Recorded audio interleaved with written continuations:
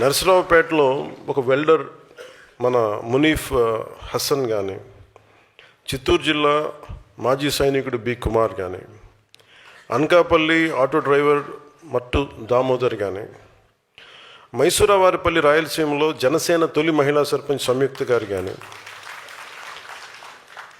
మన తెనాలిలో టైలర్ వి శివనాగరాజు గారు కానీ. శివనాగరాజు గారు మీరు ఎక్కడ ఉన్నారు? ఇక్కడ మొన్న మీరు మిమ్మల్ని పిలవలేదని బాధపడ్డారంట కదా, మన సాధక్ మీటింగ్స్కి మిమ్మల్ని పిలవలేదని అందుకే పిలిచాను మిమ్మల్ని. అంటే ఇది ఎందుకు చెప్తున్నా అంటే మీరు బాధపడితే నాకు తెలుస్తుందని చెప్పడానికి చెప్తున్నా. అంటే నా కోరిక ఏంటంటే కూర్చోండి ప్లస్ అంటే వాళ్ళు చూడండి, వాళ్ళు ఎలా చేశారంటే నాకు బలం అదే. నేను ఎందుకు కమిటీల మీద ఇంత తప్పన పడ్డానంటే మన సగటు మధ్యతరగతి నుంచి పెరిగిన వాళ్ళం మనందరం. సో మధ్యతరగతి బాధలు ఎలా ఉంటాయో తెలుసు. ఒక మధ్యతరగతి మనిషి దేశం కోసం పనిచేస్తా ఎవరి చెడు కోరుకోడు, ఇంకో కులం పోవాలని కోరుకోడు, ఇంకో మతం దుర్మార్గం అయిపోవాలని కోరుకోడు, తను బాగుండాలని కోరుకుంటాడు, అందరూ బాగుండాలని కోరుకుంటాడు. ఏదో రోజుకి ఇంత ఈ పూట గడిస్తే చాలు, పిల్లల్ని బాగా చూసుకుంటే చాలు, ఇలాంటి చిన్నపాటి మధ్యతరగతి ఆశల మధ్యలో ఉండే వాళ్ళ ఆశయాలు నలిగిపోతా, చిన్నపాటి కోరికలు నలిగిపోతా ఉంటే సహజంగానే కోపం వస్తుంది. ఎవరికి చెప్పుకోవాలో తెలియదు. అలాంటి సగటు మనిషికి ఉండే కోపం నాకు ఉంది. సో వాటన్నిటినీ ఒక ఆలోచనలో పెట్టి, ఒక క్రమంలో పెట్టి, గ్రేట్ ఐడియాలజీగా అంటే మనం దీని మీద వాల్యూమ్స్ ఆఫ్ బుక్స్ రాయొచ్చు అంటే రాయొచ్చు. కొంతమంది మేధావులకి ఇస్తే చాలా గొప్ప మన 7 సిద్ధాంతాల గురించి చాలా పుస్తకాలు రాయొచ్చు. కానీ నేను పెట్టుకుంది ఏంటంటే చాలా తేలిగ్గా ఉండాలి. అందరికీ చదివేంత మన శివనాగరాజు గారికి ఒక పుస్తకాలు చదివేంత లక్ష్యం ఉండకపోవచ్చు, కానీ ఆయనకి ఏం కావాలి? ఒక ఏకవాక్యంలో ఒక భావాన్ని చెప్పగలగాలి. ఆయన కులాల ఐక్యత గురించి నాగరాజుకి అవగాహన ఉన్నంతగా మిగతా వాళ్ళకి ఎంత అవగాహన ఉంటుందో నాకు తెలియదు. ఎందుకంటే బట్టలు కుట్టేటప్పుడు తను ఏ కులాన్ని కుడతాడని చూడడం. అంటే మీరు అంత సింపుల్గా చూస్తే చాలా ఈజీగా ఉంటుంది. సో నేను అందుకు కులాల ఐక్యత మాట్లాడుతున్నప్పుడు చాలామంది వైసీపీ నాయకులు నేను కులాల గురించి మాట్లాడతానంటే, బాబు ఈ కులాలను నేను ప్రారంభించాను చెప్పండి. నిజంగా నాకు ఒక కులం కోసమే ఉండే వ్యక్తిని అయితే బాలినేని గారు ఎందుకు వస్తారు జనసేనలోకి? అంటే ఏముంటుంది? ఆయన ఏం చూసి ఉండాలి ఆయనలో? ఈ వ్యక్తి అందరి కోసం పనిచేస్తాడు, ఆ నమ్మకం లేకపోతే ఎందుకు వస్తారు?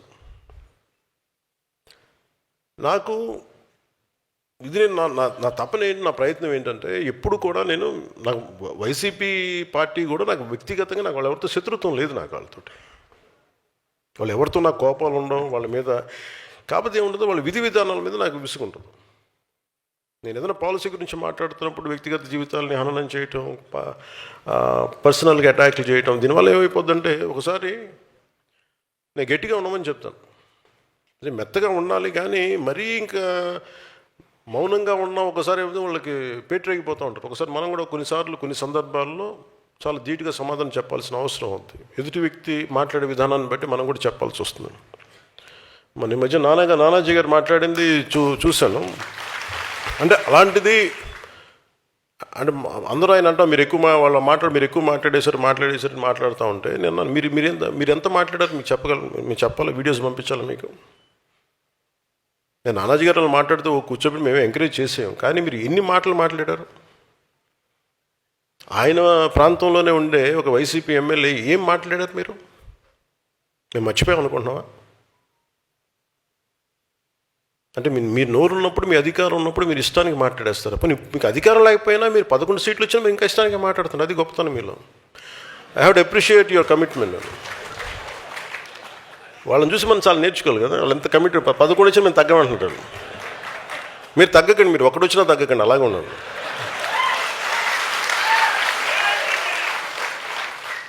మీరు ఒకటి వచ్చినా తగ్గదు, అలా బలంగా ఉండలేదు. మిమ్మల్ని తగ్గమని ఎవరు చెప్పాడు? మీరు కరిగిపోండి, అయినా కానీ తగ్గకండి. అంటే ఎక్కడ ఎమోషనల్గా నేను కూర్చోబెట్టండి. మీన్ పొలిటికల్ ప్రాసెస్లో కొన్ని భావాలను చెప్తాం, పాలసీల గురించి మాట్లాడతాం. వాళ్ళ వైసీపీ నాయకుడిని తగ్గించాలని ఎందుకు అనుకుంటాను? మీరు ఇష్టారాజ్యంగా మాట్లాడేసి, గౌరవ ముఖ్యమంత్రి చంద్రబాబు గారి మిస్సెస్ గురించి మాట్లాడేసి ఇష్టారాజ్యంగా మాట్లాడి అసలు మేమేం మాట్లాడదు. మీరు ఇప్పుడు సడన్గా కూర్చోబెట్టి మీరు మహానుభావుల్లో అయిపోయాం మేమందరం ఇష్టానికి తిట్టేసి ఒక 10-12 సంవత్సరాలు సడన్గా మీకు రియలైజేషన్ వచ్చింది ఈ రోజున. మీకు సరే, ఈ రియలైజేషన్ మీకు ఎంత వస్తుందో నేను చూస్తాను, సంతోషం. మీరు రియలైజ్ అయ్యి మేము మమ్మల్ని ఏం అనకూడదు అనుకుంటే అసలు మా పార్టీ నిర్మాణానికి బోర్డు మా వాళ్ళంతా మిమ్మల్ని తిట్టడం మానేసి మా పార్టీలో మా శివను మా దేవర శివ గురించి మా మునీర్ హసన్ గురించి మేము ఎత్తుకుంటాం. వాళ్ళ నాయకులు తీసుకునే బాధ్యతలు మేము ముందుకెళ్తాం. మీరు తిట్టడం ప్రారంభిస్తే మేము మా వాళ్ళని ఎత్తుకోవడం మానేసి మీకు బదులు ఇవ్వడం టైం అయిపోతుంది మాకు. సో మీరు తిట్టకపోతే ఖచ్చితంగా మేము బలపడతాం, సంతోషం. లేదు మీరు తిడతానంటే కూడా మేము తిట్టి మేము బలపడతాం. ఏదైనా మేము బలపడటం guarantee. Choice is yours. So నేను నాయకులకి ఎందుకు నేనే బాధ్యత తీసుకున్నాను అంటే, నాకు ఒక్కొక్క ఊరికి వెళ్తుంటే ఒక్కొక్కరికి అనిపిస్తుంది. ఎక్కడో మనోహర్ గారు నా పర్మిషన్ తీసుకొని నేను రాలేకపోతాను చెప్పారు కొద్ది రోజుల క్రితం. ఒక హుద్హుద్ తుఫాన్ అప్పుడు మేము వెళ్తూ ఉంటే మన శ్రీకాకుళంలో ఒక అబ్బాయి 22-23 ఉంటాయి. ఒక 10 కేజీలు బియ్యం కాదన్నా 10 సంవత్సరాల భవిష్యత్తు కావాలి. అంటే యువత తాలూకు కోపాలు, యువత తాలూకు వాళ్ళు ఏం అడుగుతున్నారు? జీవనం అడుగుతున్నారు. కేవలం మనం ఉచితాలు అడగట్లే యువత. ఉచితాలు ఎవరికి కావాలి? నిజంగా నిస్సహాయ పరిస్థితిలో ఉన్న వ్యక్తుల సమాజానికి ఉచితాలు కావాలి, ఖచ్చితంగా కావాలి. అలాంటి స్కీమ్స్ ఉండాలి. లేదంటే మనకి దివ్యాంగులకి పెన్షన్స్ పెరగాలంటే 5,000 కాదు, 4,000 కాదు, మనం 10,000 పెంచాం మన ప్రభుత్వం వచ్చాక. ఇలాంటివన్నీ ఉండాలి. ఎప్పుడు వెల్ఫేర్ స్కీమ్స్కి జనసేన ఎప్పుడు వ్యతిరేకం కాదు, ఉండాలి. కానీ వెల్ఫేర్ స్కీమ్స్ మీదే మనం ప్రభుత్వాన్ని నడిపేస్తాం, ఓట్లు వస్తాయంటే దాని మీద ఓట్లు పడవు అని అనటానికి క్లాసిక్ ఎగ్జాంపుల్ వైసీపీ. మేము బటన్ నొక్కేస్తాం, మీకు వెల్ఫేర్ స్కీమ్స్ పడతాయి, మీకు డబ్బులు వచ్చేస్తాయి అంటే కరెక్టే. హాస్పిటల్స్ ఇన్ఫ్రాస్ట్రక్చర్ వదిలేశారు మీరు. బటన్ నొక్కామని డబ్బులు పడ్డాయి అంటారు, కరెక్టే. మీరు హాస్పిటల్ ఇన్ఫ్రాస్ట్రక్చర్ వదిలేశారు. గవర్నమెంట్ హాస్పిటల్స్ ఎక్కడున్నాయి ఇప్పుడు అంత అద్భుతంగా? ఇప్పుడు తప్పని పెడతా ఉన్నాం ఎన్డీఏ ప్రభుత్వం వచ్చాక. ఎన్ని గవర్నమెంట్ హాస్పిటల్స్కి వెళ్తే క్వాలిటీ అత్యంత అద్భుతంగా ఉంటుంది. వై షుడ్ గో టు మన ఎందుకు ప్రైవేట్ హాస్పిటల్స్కి వెళ్ళగలిగే పరిస్థితులు ఎందుకు ఉండాలి? మన గవర్నమెంట్ హాస్పిటల్స్ కూడా బాగుండాలి కదా. తమిళనాడులో బాగుంటాయి, పాండిచేరిలో కానీ. ఒక పర్టికులర్ సంఖ్యాబలం ఉన్న జనాభాకి ఎన్ని హాస్పిటల్స్ ఉన్నాయి మనకి? గవర్నమెంట్ హాస్పిటల్స్ ఏవి పని చేస్తున్నాయి? గవర్నమెంట్ హాస్పిటల్స్కి ఒక ఎంఆర్ఐ స్కాన్ ఇస్తే అది మెయింటైన్ చేయగలుగుతున్నారా లేదా? డాక్టర్స్కి జీతాలు పెంచే పరిస్థితులు ఏదైనా ఉన్నాయా? ఎందుకు గవర్నమెంట్ హాస్పిటల్స్ వదిలేసి ప్రైవేట్ హాస్పిటల్స్కి వెళ్తున్నారంటే జీతాలు పెరగవు. అసలు దాని మీద గత ప్రభుత్వం ఏదైనా ఆలోచించిందా? నేను కొన్ని క్యాబినెట్లో కావచ్చు, కొన్ని ప్రత్యేకించి కావచ్చు, నేను మన పార్టీ తరపు నుంచి కావచ్చు, నేను కోరుకుంటుంది వ్యవస్థలు బలోపేతం కావాలని. వ్యవస్థలు బలంగా ఉండాలి మనకి. Basic infrastructure, basic government schools, basic roads. ఎంతసేపు మేము మీకు బటన్లు నొక్కేసాం, మీకు డబ్బులు వచ్చేసాం. రోడ్లు ఎవరు వేశారు ఈ రోజున చెప్పండి? అంటే మీరు 70 సంవత్సరాలు టైంలో కూడా పడని రోడ్లు ఎందుకు పడ్డాయి? Because infrastructure is very important. ఒక రోడ్డు లేకపోతే ఊరి నుంచి ఎలా బయటకు వస్తాం? ఆ తర్వాత ముందు అసలు రోడ్లు ఇన్ఫ్రాస్ట్రక్చర్కి మనకి డబ్బులు పెట్టుబడి పెట్టడం మానేసాం. ఒక పైప్ లైన్ వేసి ఒక నీళ్ళు ఇవ్వాలి అంటే దానికి ఒక పెద్ద స్కీమ్స్. మన మధ్యన పాటిల్ గారు కూడా, మన సిఆర్ పాటిల్ గారు కూడా జలశక్తి మినిస్టర్, ఆయన గురించి ఆయనతో మాట్లాడుతూ ఉంటే అసలు బేసిక్గా నీళ్ళు ఇవ్వాల్సిన బాధ్యత మీదే కదా, రాష్ట్ర ప్రభుత్వాలది కదా, మాకు సంబంధం ఏంటన్న. ఇది తెలంగాణలో ప్రారంభించినప్పుడు జేజేఎం ఎప్పుడు కూడా అది జలజీవన్ మిషన్ అది కేంద్ర ప్రభుత్వాన్ని కాదు, రాష్ట్ర ప్రభుత్వం బాధ్యత. కాకపోతే ప్రభుత్వాలు బాధ్యత తీసుకొని బేసిక్ మన మౌలిక సదుపాయాల గురించి పని చేయకపోతే మటుకు ఎన్ని ఉచితాలు ఇచ్చినా ఇంకోసారి ప్రజలు రారు. అంటే మన బాలశౌరి గారు చెప్తా ఉంటారు, సార్ కొంచెం మా గ్రామాలు ఉన్నాయి సార్, కొంచెం నీళ్లు తెప్పించి ఏర్పాటు చేయండి, కొంచెం పెట్టండి అంటే మనందరం అంటే you being your proper leaders కాబట్టి, ఫ్యూచర్ లీడర్స్ కాబట్టి చెప్తున్నాను, మీ స్థాయిలో మీ ఏరియా పరిధిలో వెల్ఫేర్ స్కీమ్స్ ఉండాలి, అవసరమైన పెన్షన్లు ఇవ్వాలి, అవసరమైన వెల్ఫేర్ స్కీమ్స్ అన్నీ ఉండాలి కాదంట్లా. కానీ ప్రయారిటీ కూడా బడ్జెట్ దేనికి కేటాయించాలి, దేనికి కేటాయించకూడదన్న బాధ్యత మనకు రావాలి అంటే అది మీ స్థాయిలో కూడా మీరు చెప్పగలగాలి. మీరు కొంత డిస్కషన్ పెట్టాలి. భవిష్యత్తులో మీరు అందరూ అడుగుతాను ఇవన్నీ మిమ్మల్ని, అంటే మీతో కూర్చో పార్టీ పరంగా మీతో ఎలా ఉంటుంది. అందుకని వెల్ఫేర్ స్కీమ్స్ గురించి మీరు కొంత అవగాహన ఉండాలి. అలాగే ఈ హాల్లో ఉన్న నేను 25 ఆగస్టులో విశాఖలో నిర్వహించిన సేనతో సేనాని కార్యక్రమంలో మెంబర్షిప్ టు లీడర్షిప్ అని చెప్పాను. దానికి అనుగుణంగానే ఈరోజు పార్టీ నిర్మాణ కార్యక్రమాన్ని మొదలుపెట్టాను. ఇది ఎలాగా ప్రతి సభ్యుడు, జనసేనలో ఉండే ప్రతి సభ్యుడు ఒక ఉద్యమైన పదం కూడా చెప్పాను చాలాసార్లు. ఉద్యమం అంటే ఒకడు ఉద్యమించేవాడు, ఒక భావానికి, ఒక భావజాలానికి దాన్ని నడుము బిగించి ముందుకెళ్ళేవాడు వ్యక్తి, రెస్పెక్ట్ అది జెండర్ న్యూట్రల్. అది అలాగే పార్టీని ప్రజల్లోకి తీసుకెళ్ళి కొత్త సభ్యుల్ని ప్రభావితం చేయగలిగి పార్టీలో తీసుకొచ్చే మొదటి స్థాయి నాయకుడే సాధక్. అలాంటిది ఈరోజు ఈ హాల్లో ఉన్న దాదాపు 700 మంది కమిటీ సభ్యుల్లో 600 మందికి పైగా సాధక్స్ ఉండడమే నాకు చాలా చాలా సంతోషం నచ్చింది. రాష్ట్ర వ్యాప్తంగా 22 లక్షల మంది సభ్యత్వం చేయడానికి 18,000 మంది సాధక్స్ పార్టీ కోసం నిరంతరం శ్రమించారు. సో మీరందరూ ఇప్పుడు నాయకత్వం నిరూపించుకునేందుకు మొదటి ఘట్టాన్ని మీరు పూర్తి చేశారు. సభ్యత్వ నమోదు కార్యక్రమం ద్వారా క్షేత్రస్థాయిలో మీ నాయకత్వ సామర్థ్యాన్ని మీరు నిరూపించారు. ఇప్పుడు తదుపరి అడుగు వేయాల్సిన సమయం వచ్చింది. ఈ నాయకత్వాన్ని సంస్థాగత నిర్మాణం దిశగా ఎలా మార్చాలన్న ఆలోచననే ఈ కార్యక్రమానికి మేము శ్రీకారం చుట్టాం. గతంలో కూడా కొంతమంది పార్టీ నాయకులకి పార్టీ నిర్మాణం కోసం బాధ్యతలు అప్పగించాను, కానీ వాళ్ళు ముందుకు తీసుకెళ్ళలేకపోయారు. దేనికి ముందుకు తీసుకెళ్ళలేకపోయారు అంటానికి, తెనాల్లో ఉండే తను మార్నింగ్ టైలరింగ్ పని చేసుకుంటా సాయంత్రం పూట వెళ్ళి ఒక పార్టీ భావజాలానికి ఆకర్షితులై సభ్యత్వం చేసి ఇది మన పార్టీ అని చెప్పగలిగే ఒక తెనాల్లో ఒక చిన్నపాటి టౌన్లో ఉండే శివాన్ని ఎవరు గుర్తుపడతారు చెప్పండి. నాకు వాళ్ళందరూ తెలుసు, నాకు వాళ్ళ వల్లే జనసేన ఉందని తెలుసు నాకు. కాదది నేను అర్థం చేసుకున్నంతగా అంత ఓపికగా కనుక అందరూ అర్థం చేసుకుంటే ఈ పార్టీకి ఈ కార్యక్రమం ఈరోజు 22 లక్షలు కాదు, కోటి నిజంగా నేను చెప్పిన టైప్పుడు కానీ నన్ను అర్థం చేసుకున్న వాళ్ళకి పట్టుమని 10 మంది కనుక ఉండుంటే నా చుట్టుపక్కల, నేనేం మాట్లాడుతున్నాను, ఎట్లా కనెక్ట్ అవ్వ దాని మీద కనుక నేను చెప్పింది నాకేం చేయక్కర్లా, నేను చెప్పింది తూచా తప్పకుండా పాటిస్తే ఈ పార్టీకి నేను చెప్తాను కదా, తక్కువలో తక్కువ జనసేనది 1 కోటి మంది సభ్యత్వం ఉండేది ఈరోజు.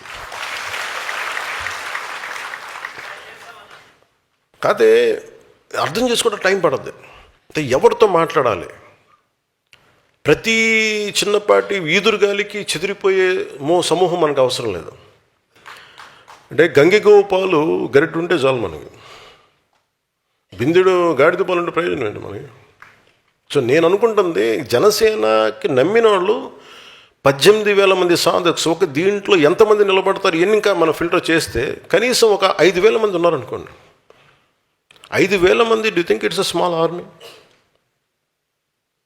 ఒక 100 మంది కూర్చోబెట్టి మాట్లాడితే సమూహాలు కదిలిపోతాయి, నిలబడాలి దానికి. అలాంటిది 18,000 మంది సాధక్స్ ఉన్నారు. వీళ్ళని కరెక్ట్గా నాయకత్వం దిశగా చూపించగలిగితే మీది మామూలు శక్తి అనుకుంటున్నారా మీరు? మీ శక్తిని అర్థం చేసుకోవాలి అంటే నేనే కూర్చోవాలనిపించింది నాకు.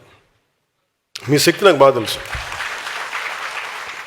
అంటే నేను ఎందుకు మాట్లాడగలను, బలంగా ఎక్కడికైనా మాట్లాడగలంటే నాలా ఎవరి భావం ఉంటుంది, నాయకుడు అనేవాడు ఎవరి భావం మాట్లాడాలి, ప్రజల భావం మాట్లాడాలి. అంతేగాని కూర్చోబెట్టి కన్వీనియంట్గా ఓట్లు పడతాయి అనే భావాలు నేను మాట్లాడను. ఏది సరైందో అదే మాట్లాడతాను నేను, అది మన పార్టీకి సంబంధించిన సరే. సో అందుకని మిమ్మల్ని అర్థం చేసుకోవడానికి సో నేను ఎందుకు మిమ్మల్ని పెట్టాను సాధకులుగా, 700 మంది సభ్యుల్లో 600 మందిని మిమ్మల్ని ఎందుకే పెట్టామంటే, ఒక 10 సంవత్సరాలు మీరు గుర్తింపుగా నోచుకోవాలి, 12 సంవత్సరాలు కానీ మీరు పని చేసుకుంటూ వెళ్ళిపోయారు. సో మీకు గుర్తింపు లేకపోతే బాధ ఎలా ఉంటుందో మీకు బాగా తెలుసు.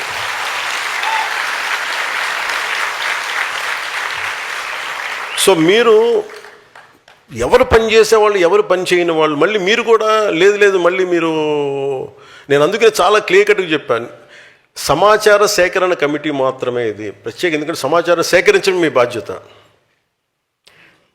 సో ఇది నేను ప్రత్యేకించి చెప్పి నేను దీంట్లో ఏం చేశానంటే, మీకు మీ నియోజకవర్గాల్లో కావచ్చు, మీ మండలాల్లో కావచ్చు, పంచాయతీల్లో కావచ్చు, మీరు ఉండే పార్లమెంట్లో కావచ్చు, ఏ వ్యక్తి పని చేస్తాడు, ఏ వ్యక్తి పని చేయడు, మన పరిశీలకులుగా పంపిస్తున్న మన ఎంపీలు కావచ్చు, ఎమ్మెల్సీలు కావచ్చు, ఎమ్మెల్యేలు కావచ్చు, సీనియర్ నాయకులు వాళ్ళకి తెలియజెప్పాలి. మీరు ఒకసారి మీరు అర్థం చేసుకోగలరు. అందుకని వీరు ముందున్నా కానీ వెనకాల రక్షణ కవచం లాగా మీరే ఉన్నారు. అంటే ఎవరిని ముందు అందుకని మిమ్మల్ని చాలా చాలా నమ్మి పెట్టాను మిమ్మల్ని. సో నేను ఎలా చేస్తున్నాను దీనికంటే, పార్టీ కోసం అంకిత భావంతో పనిచేసి సామర్థ్యం ఉండి బాధ్యతలు స్వీకరించేందుకు ఆసక్తి ఉన్న సాధక్స్, జన సైనిక్స్, వీర మహిళలు కావచ్చు, వారి అందరి వివరాలు సేకరించేందుకు ఈ జనసేన పార్టీ సారథుల సమాచార సేకరణ కమిటీని ఏర్పాటు చేశాం. ప్రతి పార్లమెంట్ నియోజకవర్గానికి 28 మంది సభ్యులతో ఈ కమిటీని ఏర్పాటు చేశాం. ప్రతి పార్లమెంట్ నియోజకవర్గానికి ఒక పరిశీలకుడు, 3 సీనియర్ నాయకులు, 3 సీనియర్ సాధక్స్, వీరితో సమన్వయం చేసి 21 మంది సాధక్స్, మొత్తం 28 మంది సభ్యులతో ఈ కమిటీ పనిచేస్తాయి.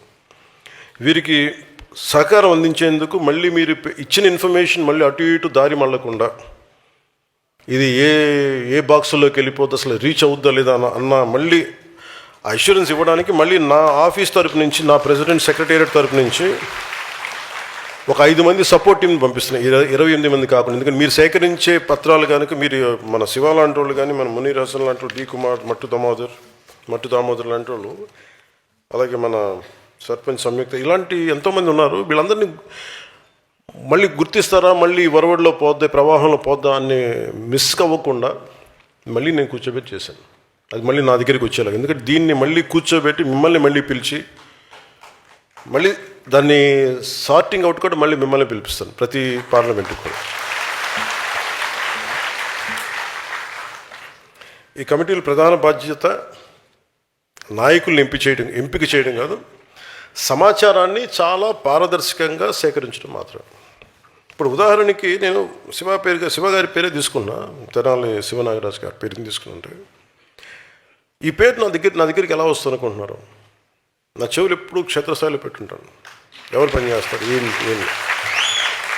సో నాకు అందుకు అనిపించింది. అందుకని నాకు చాలా పేర్లు ఉన్నాయి, అని అన్నీ చదవట్లేదు కానీ చాలా పేర్లు ఉన్నాయి. అంటే నేనేమన్నానంటే, వాళ్ళు మనకు తెలియాలి కదా అన్న. సో అలాంటి వాళ్ళు మీరు గుర్తించగలరు, మీలా కష్టపడ్డ వాళ్ళని. అందుకని మిమ్మల్ని ప్రత్యేకించి మీకు ఆ బాధ్యత మీ అందరికీ. కొంతమంది కమిటీల జాబితాను రిలీజ్ చేసిన తర్వాత కొంతమంది నాయకులు నాతో కొన్ని మెసేజెస్ పంపించారు. ఈ కమిటీలో ఉన్న వాళ్ళు మాకు తెలియదు, వాళ్ళు ఎక్కడ పనిచేశారో మాకు తెలియదు, మీకు నచ్చిన వాళ్ళతోనే కమిటీస్ ఏర్పాటు చేశారా అని కొన్ని ప్రశ్నలు వచ్చినాయి. ఈ కమిటీల ప్రధాన బాధ్యత పార్టీ కోసం నిస్వార్థంగా కష్టపడిన నాయకులు, సాధక్స్, జన సైనికుల వివరాలను సేకరించడం, నా పరిశీలనకు పంపించడమే తప్ప. అలాగే వీళ్ళందరూ ఎన్ని సంవత్సరాల నుంచి పనిచేశారు, ఉన్న 700 మందిలో 600 మందిని చేయడానికి ఒక ఫార్మాట్ తీసుకున్నాం. ఎన్ని సంవత్సరాల నుంచి ఉన్నారు, ఎంత సభ్యత్వం చేశారు, ఎన్ని సంవత్సరాలుగా వీళ్ళు ఒడిదుడుకులు ఎదుర్కొన్నారు, వీటన్నిటిని ఒక బేరీ చేసుకొని ప్రమాణంగా తీసుకొని చేసుకుంటూ వచ్చాం. కొంతమంది నేను ఇంకా మిస్ అయ్యి వచ్చామో కానీ, ముందు ఇది సేకరణ కమిటీయే కాబట్టి మ్యాక్సిమం జనంతో మమేకమైన వాళ్ళు కావాలని చెప్పి ఆ బాధ్యతగా తీసుకున్నాం. మళ్ళీ పాయింట్ ఆఫ్ కాంటాక్ట్స్ కానీ, అక్కడ ఉన్న ఎమ్మెల్యే ప్రతినిధులు కానీ, పదవులు అనిపిస్తున్న వాళ్ళని తీసుకున్నాం. ఎవరు పదవులకి రావాలన్నా అదొక బాధ్యత. సో అది మీరు నిర్ణయించాలి, భవిష్యత్తులో సాధక్స్ నిర్ణయించాలి.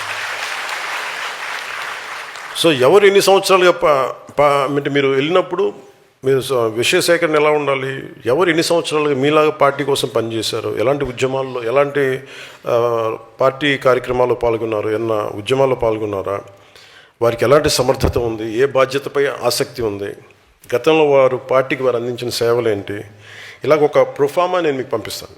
దానికి అనుగుణంగా మీరు సమాచారం సేకరించండి. అలాగే ఈ కమిటీలో ఉన్న ప్రతి ఒక్కరికి మీ విధి విధానాలు, కార్యక్రమ నిర్వహణ మీద స్పష్టంగా మీకు చాలా క్లియర్ కట్ గైడ్లైన్స్ మీకు అందజేయడం జరుగుతుంది.